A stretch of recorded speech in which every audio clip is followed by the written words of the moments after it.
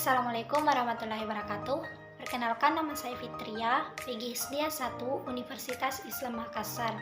Di video kali ini kita akan belajar mengenai peluang suatu kejadian dan kisaran nilai peluang suatu kejadian.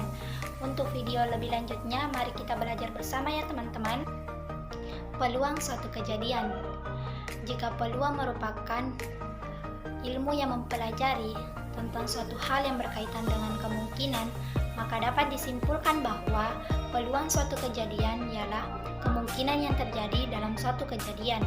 Jika A merupakan suatu kejadian dan S merupakan ruang sampelnya, maka dapat didefinisikan bahwa PA sama dengan NA per NS, di mana PA merupakan peluang suatu kejadian A dan NA merupakan banyaknya anggota A dan NS merupakan banyaknya anggota S.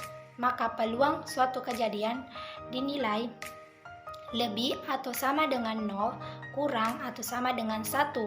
Jika peluangnya bernilai 0, kemungkinan tidak dapat terjadi.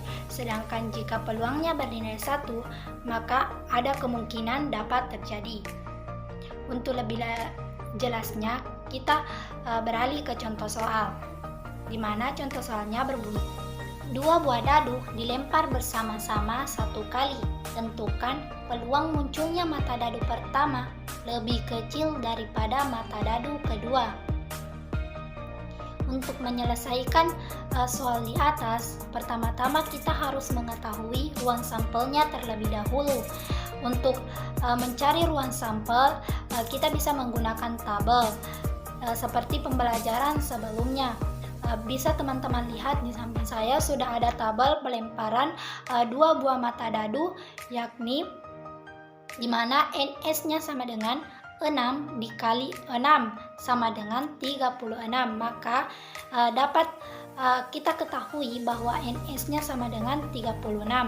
Untuk kejadian nilai A-nya itu sendiri, yaitu berapa muncul mata dadu pertama lebih kecil daripada mata dadu kedua. Bisa kita lihat tabelnya kembali, di mana yang termasuk munculnya mata dadu pertama itu lebih kecil daripada mata dadu kedua.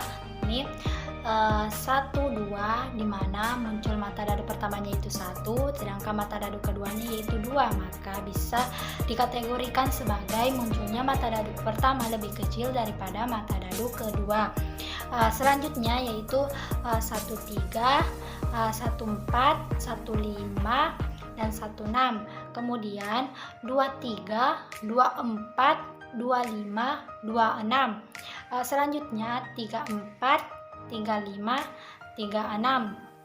Kemudian 4, 5, 4, 6, dan terakhir 5, 6. Dan itulah muncul nilai A, di mana dadu pertama lebih kecil daripada dadu kedua, dan jumlah munculnya tersebut yakni nilai NA sama dengan 15 munculnya mata dadu pertama lebih kecil daripada mata dadu kedua. Selanjutnya kita akan menyelesaikan mengenai peluang suatu kejadiannya tersebut. Sudah diketahui NS-nya yaitu sama dengan 36 dan NA-nya sama dengan 15, maka dapat kita tuliskan sebagai 15 per 36.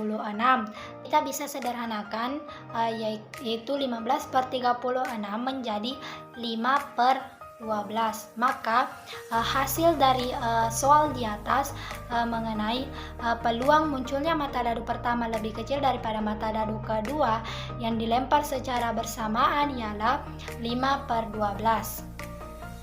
Selanjutnya kita akan membahas mengenai, atau kita akan belajar mengenai kisaran nilai peluang. Kisaran nilai peluang dapat diartikan sebagai perkiraan kemungkinan munculnya suatu kejadian di dalam ruang sampel. Rumus yang digunakan dalam kisaran nilai peluang sama dengan rumus peluang suatu kejadian, di mana PA sama dengan NA per NS.